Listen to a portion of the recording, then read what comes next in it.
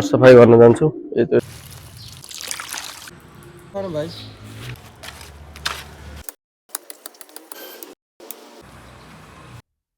Hey guys, welcome back to my Chitwan blog. आज चाहिँ म चितवनमा आएको घरबाट आएको आज नयाँ फर्स्ट ब्लग हो यो चाहिँ हाम्रो यतापट्टि रुम भयो र यतापट्टि सानो करेसा बारी छ र त्यो बारीमा विभिन्न किसिमको तरकारीहरू रोपेको छ जस्तै घिरौला लौका पिडालु अनि आलु पनि रोपेको छ गाइस।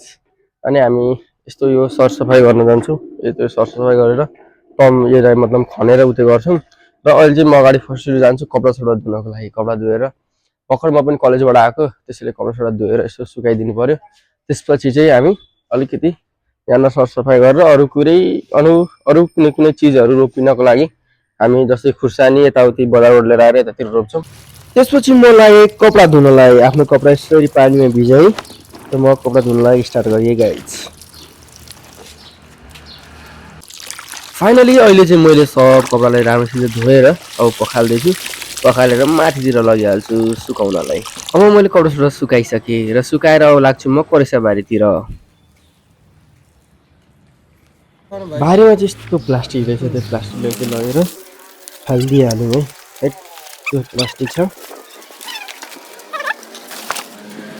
म चाहिँ लागि अब यो आफ्नो यो धारा छ त्यहाँ धारा लिनको चाहिँ पानी सानी व्यवस्था गर्न लाग्यो र त्यो पानी साथै साथ कतैतिर अलिकति फाइदामन्द पनि होस् भनेर त्यो तर्फ लागि म।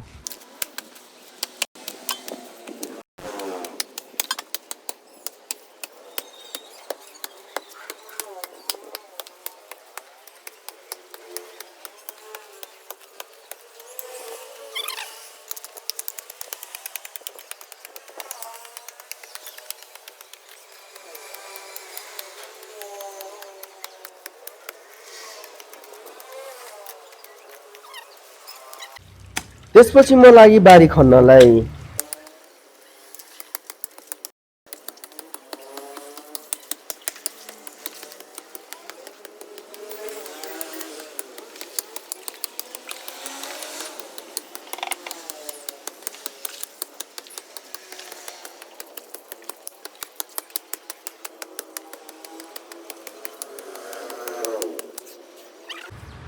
बारी खनेपछि यसो बारीलाई मिलाइदिनु त पर्यो अलिकति बारी तर्फ पनि मिलाउनु तर्फ लागि म।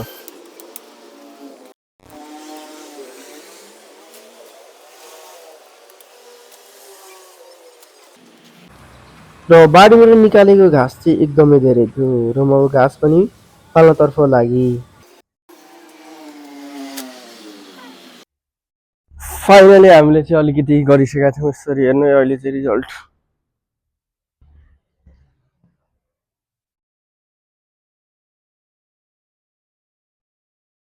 फाइनली गाइज हाम्रो दिन चाहिँ यसरी नै सकियो आजको र लाइक र सब्सक्राइब चाहिँ गरिदिनु होला। हामी फेरि पनि अर्को भिडियोबाट जुड्नेवाला छौँ। हस् धन्यवाद।